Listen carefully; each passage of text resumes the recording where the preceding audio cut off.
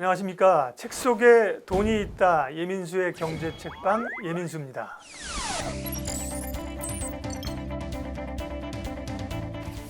투자자라면 왜 책을 읽어야 하는가? 책을 읽으면 부자가 될 수 있단 말인가? 과연 어떤 책을 읽어야 하는지를 제가 앞으로 소개해 드리도록 하겠습니다.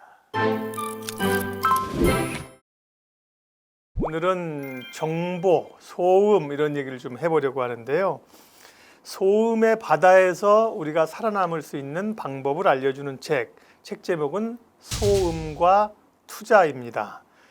이 책은 리처드 번스타인이라는 분이 지은 분인데요. 리처드 번스타인은 미국의 유명한 뱅크 오브 아메리카, 메릴 린치 여기서 수석 투자 전략가, 이제 스트래티지스트라고 하는데요. 시황 전략을 담당했었고 2009년부터 자신의 회사를 설립했어요. RBA라고요.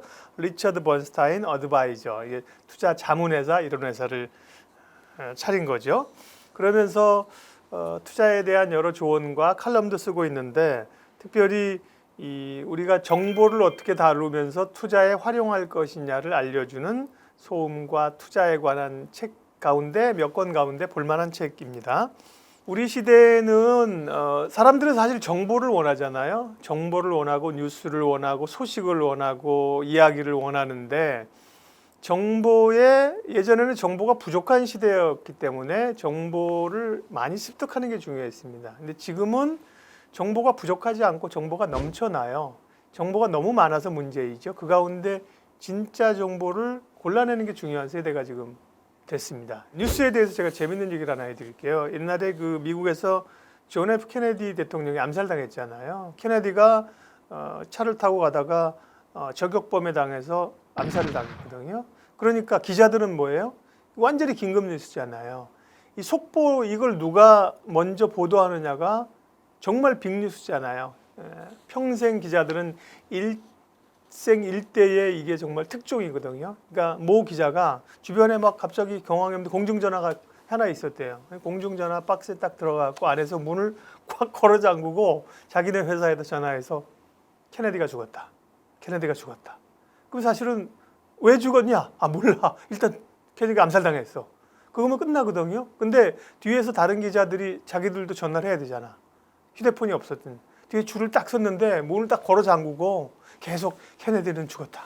케네디는 죽었다. 야, 문 열어 이놈아. 그랬더니 케네디는 죽었다. 그래서 왜냐하면 자기가 그 속보가 먼저 일보가 타전돼 가지고 자기네 회사의 특종이 시간을 버는 거예요. 그죠? 다른 사람. 그러니까 그때 예전에 기자들은 뭐냐면 속도가 중요했다는 거예요. 속보라는 게 누가 빨리 쏘느냐가 중요했다는 거거든요. 네. 지금은 속도가 중요하지 않고 그 뉴스를 어떻게 해석하느냐가 더 중요하다고요. 이 저자인 리처드 번스타인은 자기는 신문도 안 보고 방송도 안 본대요. 왜? 소음이 너무 많아서. 그런 데서 일부러 떨어진다는 거죠. 유명한 투자자들이 워렌 버핏이나 존 템플턴이나 일부러 시골 가서 산다 그랬잖아요. 그게 이제 정보의 홍수 속에 빠지고 싶지 않아서 그런 거거든요. 투자를 하려고 하면 오히려 매일매일 뉴스에서는 떨어져 있어야 된다고 하는 건데 근데 사실 현대인들은 그러기 어렵잖아요. 그죠? 지금도 스마트폰을 가지고 지하철에서나 상당 부분 집에서나 보는 게 대부분 사실은 뉴스가 많잖아요. 포털에 들어가도 뉴스가 이제 전면에 있으니까 정보, 뉴스 뭐 거의 비슷한 카테고리를 쓰는데요. 정보나 뉴스에 대한 오해와 진실에 대해서 몇 가지를 좀 파헤쳐 볼게요. 첫 번째, 정보는 투자에 유리하다. 이렇게 생각할 수 있죠. 그죠? 당연한 거 아니에요? 내가 정보를 많이 알고 있으면 뉴스를 많이 알고 있으면 도움되잖아. 물건도 가게 싸게 살 수 있고 취직도 잘할 수 있고 그런데 정보의 양이 늘어날수록 판단을 헷갈리게 할 수 있으니까 정보의 질이 중요하지 정보의 양이 중요하지 않다는 거예요. 책에서 얘기하는 게. 두 번째, 정보가 많으면 주식해서 높은 수익률을 거둘 확률이 높다라는 생각을 가질 수 있는데 그것도 오해라는 거예요. 정보량이 늘어나면 투자자들이 의사결정을 하는데 더 에너지를 많이 쓴다는 거예요. 최신 정보는 더 나은 정보다. 그렇다고 여겨지죠? 그 정보라고 하고 있니? 이거 다 지나간 일이야. 어제 얘기잖아. 지금 벌써 바뀌었어. 그런데 꼭 그렇지 않다는 거예요. 최신 정보일수록 사실은 오류의 가능성이 많잖아요. 부정확할 가능성이 많잖아요. 그죠? 왜냐하면 속보가 전해졌는데 부정확하게 누가 죽었더라 했는데 나중에 봤더니 동명이인이야.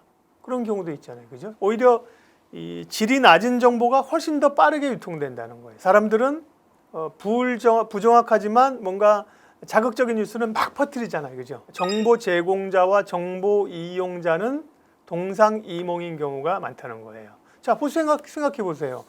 누가 광고를 해.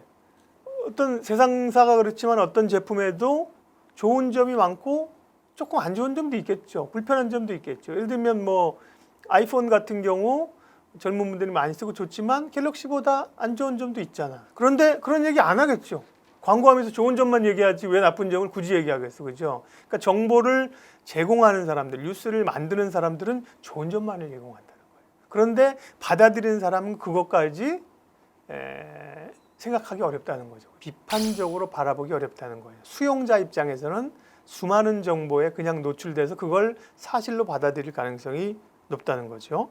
자, 그리고 투자에 있어서는 주가 차트, 그래프 이게 굉장히 유용한 도구로 알려지고 있는데 이 저자는 번스타인은 그게 상당히 소음인 경우가 많다는 거예요. 왜냐하면 옛날 10만 원짜리가 극단적으로 만 원까지 떨어졌다가 다시 5만 원이 됐다고 생각하죠. 근데 그 주식이 좋다고 선전하는 사람은 딱 잘라. 올해 만 원부터 5만 원까지 올라갈 때 그 그림만 딱 그 기간만 보여주면 야, 이 주식 만 원인데 5만 원 됐어. 이렇게 생각할 거 아니에요. 그죠? 왜곡할 수 있다는 거예요. 조작은 아니죠. 그죠? 수치를 조작한 건 아니지만 인위적으로 자기가 보여주고 싶은 부분만을 그래프는 보여줄 수 있다는 거거든요. 차트가. 주식 차트는 과거부터 지금까지의 모습을 보여주는 거지 이게 미래의 모습을 그대로 담보하지 않는 거거든요. 사람들은 과거에 W 패턴이 나왔으니 이번에도 W자를 만들고 있네. 다음 V자에서 W를 만들 거라고 생각한다는 거죠. 갈지 안 갈지 모른다는 거예요. 그게 이제 정보가 아니라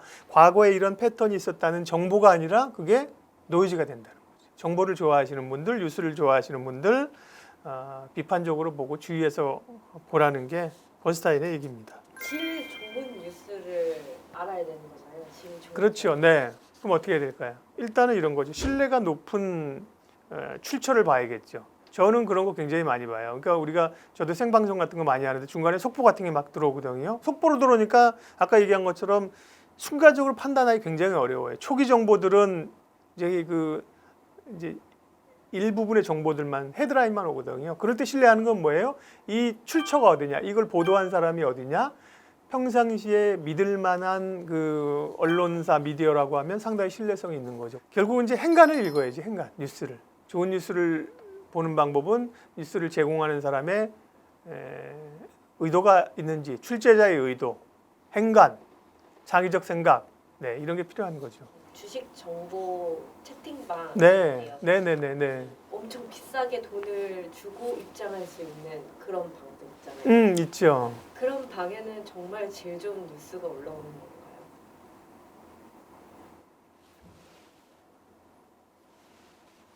답이 됐죠. 네. 그게 사실 사람이 현혹시키는 거죠. 그러니까 정보는 되게 자극적이에요. 그 다음에 정보를 다른 사람들에게 어필하기 위해서 우리도 그러잖아요. 사실 PD의 직업도 그렇고 제가 기자 생활이나 저도 글 쓰면서 제목을 조금 더 멋지게 보이려고 사람들의 관심을 끌려고 사실 노력하잖아요. 그런 언론은 신뢰를 못 받겠죠. 그죠? 그런 기사를 쓰는 사람들은 그 다음에 시장의 신뢰를 잃어버리는 거죠. 그러니까 자극적인 거를 오히려 피해야 되는 거죠. 오늘만 해도 제가 카톡으로 이제 친구나 뭐 아는 분들이 선의에서 알려주는 거예요, 저한테.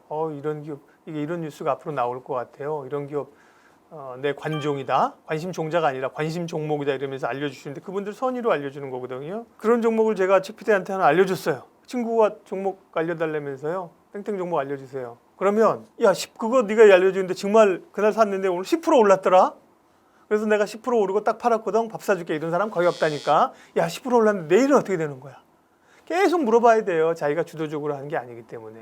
그 다음에 알려줬는데 10% 떨어졌어. 그럼 어떡할 거야? 연 끊을 거야? 그거 정확히 주식을 누가 알겠냐는 거예요. 그래서 오늘 그 유용하네. 그런 사람들에게. 정보라고 하는 거를 맹신하지 말아라. 예? 정보가 중요한 게 아니고 원칙이 중요하다. 철학이 중요하다. 그렇게 얘기해 주세요.